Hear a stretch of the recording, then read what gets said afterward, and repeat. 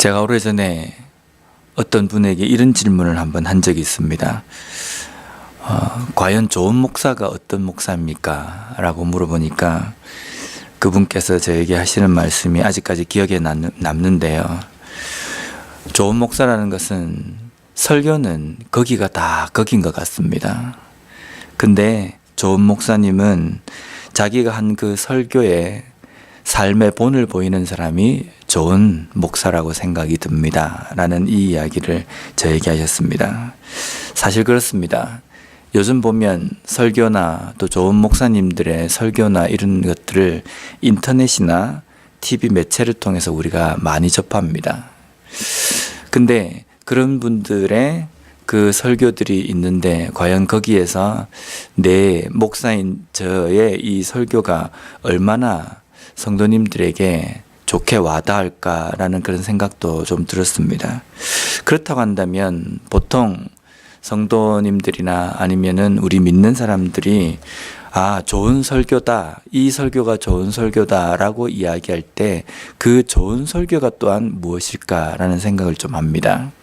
좋은 설교, 그냥 언변이 좋고 또 지금까지 한 번도 잘 들어보지 못한 그런 설교가 좋은 설교일까? 어쩌면 우리들에게 다가오는 그 설교는 그 설교자가 설교를 한 만큼 삶의 본을 보일 때 우리는 좋은 설교를 들었다라고 이렇게 이야기할 수도 있을 겁니다.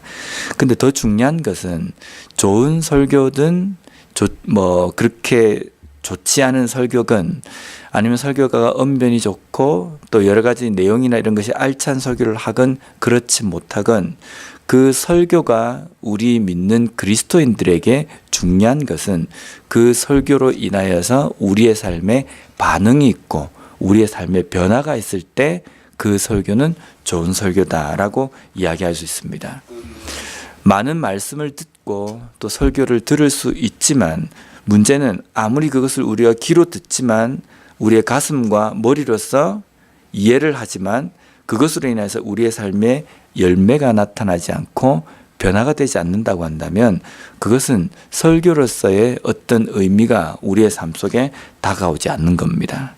오늘 본문에도 보면 지혜가 길거리에서 광장에서 시끄러운 골목에서 성문 어귀와 성중에서 부르짖고 소리를 바란다 라고 이렇게 이야기합니다.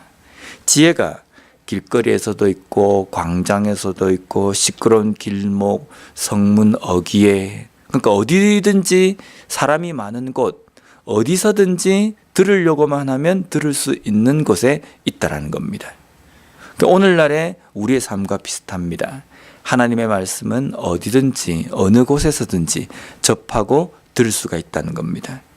근데 이 지혜에 대해서 사람들이 듣고 접하지만은 그들의 삶이 어리석은 자는 계속 어리석은 삶을, 거만한 자는 계속 거만한 삶을, 미련한 자는 계속 미련한 자리에 눌러앉아 있다는 겁니다.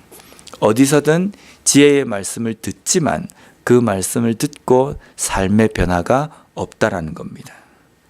하나님의 책망과 하나님의 교훈, 하나님의 훈계가 이 말씀 속에 있는데 이 말씀을 듣고 쉽게 접하고 나중에 난 못 들었다라고 이야기할 수 없는 겁니다. 어디든지 가서 들을 수 있고 쉽게 우리가 접할 수 있었는데 그것으로 인해서 변화되지 않고 하나님의 교훈에 대해서 업신여기고 무시하고 멸시한 대가로 인하여서 하나님께서 심판과 재앙이 그들의 삶에 임한다라고 말씀하십니다. 그래서 28절 말씀에 보면요.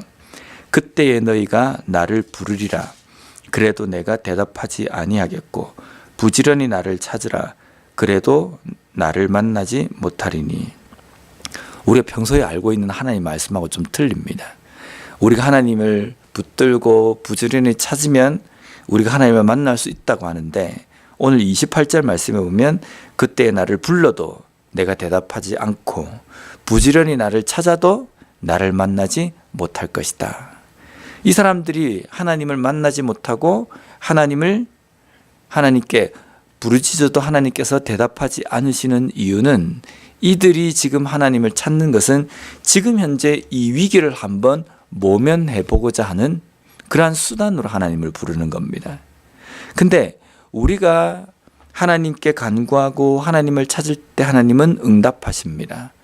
하나님께서 왜 응답하시냐면요, 우리와 하나님과의 관계 속에서 우리는 하나님을 사랑하고 하나님은 우리를 하나님의 자녀로서 우리를 사랑하시고, 그런 관계가 있기 때문에 우리는 하나님 앞에 간구할 때에 하나님의 응답을 들을 수 있습니다.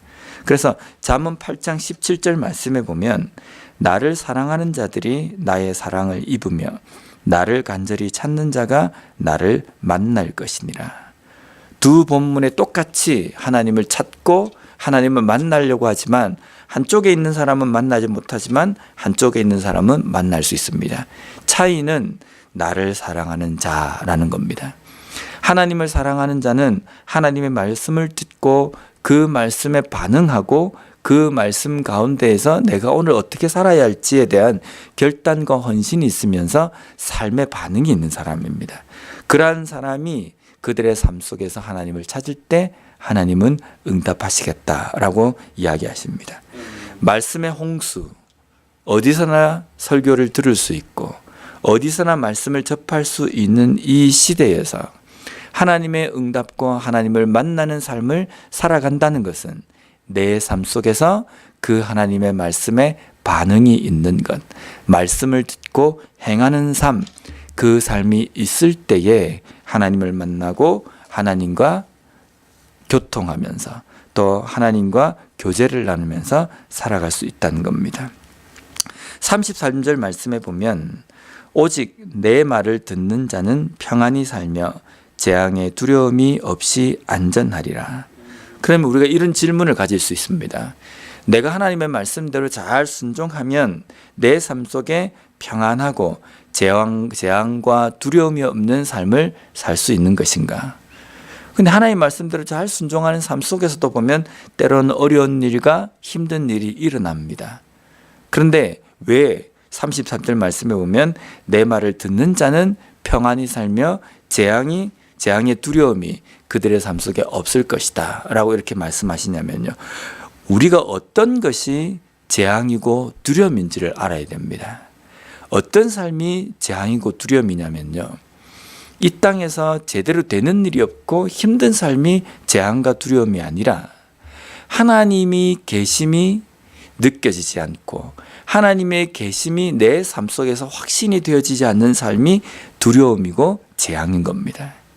제자들이 배를 타고 이렇게 갈릴리 호수를 이렇게 건너갔습니다. 건너가는데 풍랑이 막 일어난 겁니다.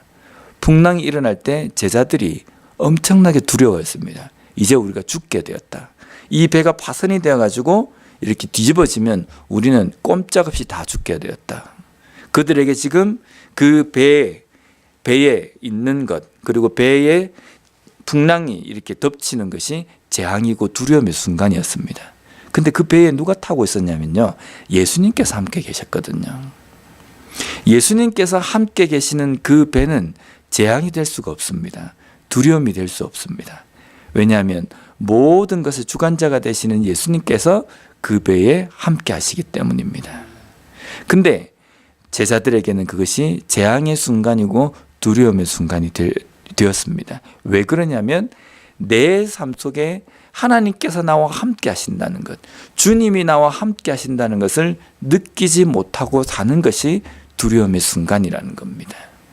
내 삶 속에 하나님의 말씀이 없고 하나님의 말씀이 내 삶 속에 살아서 움직이지 않는 것이 두려움과 재앙의 순간이라는 겁니다. 오늘도 우리의 삶 속에서 하나님께서 말씀하십니다. 여러 각도로 우리는 손만 뻗으면 말씀을 펼쳐 그 하나님의 말씀을 읽을 수 있습니다. 그런데 그 말씀에 나는 어떤 반응을 하며 살아가고 있는가, 우리의 삶을 점검해야 합니다.